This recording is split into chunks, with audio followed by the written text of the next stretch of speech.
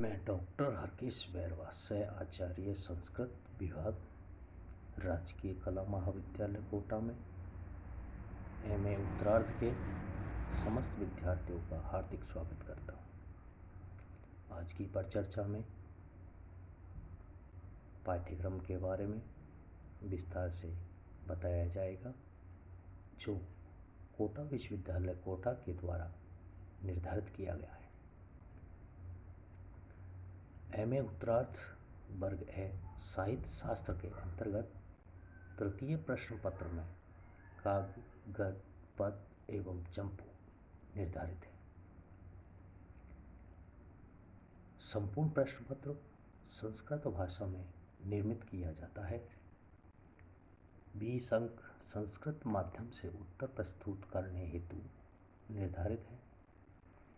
इस प्रश्न पत्र में संपूर्ण पाठ्यक्रमों को 3 खंडों में विभाजित किया गया है, जिसका विस्तार से विवरण इस प्रकार से है।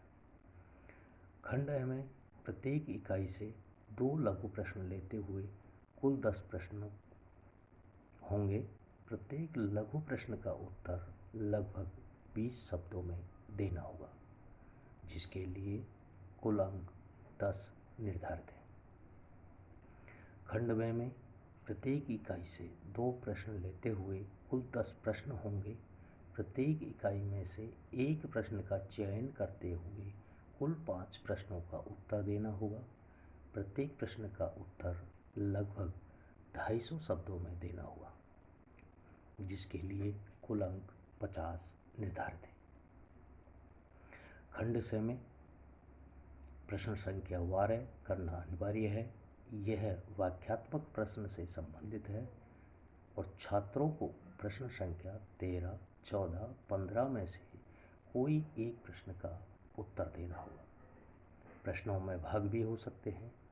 प्रत्येक प्रश्न का उत्तर लगभग 500 शब्दों में देना होगा, जिसके लिए कुल अंक 40 निर्धारित है। संपूर्ण प्रश्न पत्र का पाठ्यक्रम 5 इकाइयों में विभाजित किया गया है।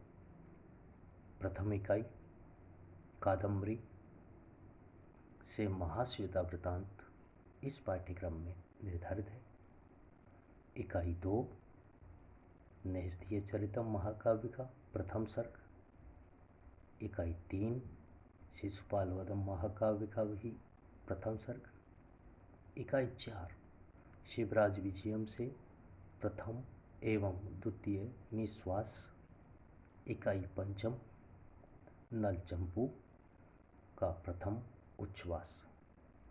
इस प्रकार यह पाठ्यक्रम 5 इकाइयों में विभाजित किया गया है। विशेष निर्देश के लिए लिखा है कि खंड ब के अंतर्गत नेस्दीय चरितम शिशु एवं शिशुपाल वधम महाकाव्य प्रथम सर्ग में से श्लोकों की व्याख्या संस्कृत भाषा के माध्यम से प्रस्तुत करनी होगी। शेष समस्त इकाइयों में से सूक्ति, व्याख्या, चरित्र चित्रण और काव्यगत वैशिष्ट से प्रश्न पूछे जाएंगे।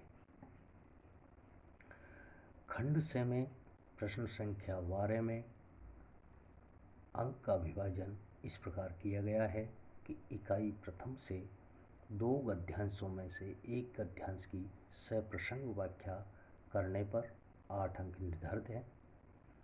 इकाई चतुर्थ में से 2 श्लोकों में से एक श्लोक की सप्रसंग व्याख्या के लिए 6 अंक निर्धारित है।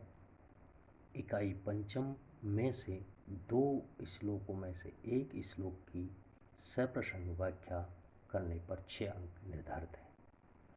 इस प्रकार कुल मिलाकर के प्रश्न संख्या 12 के लिए 20 अंक निर्धारित है और प्रश्न संख्या 13, 14, 15 में से किसी एक का उत्तर देने पर 20 अंक निर्धारित है।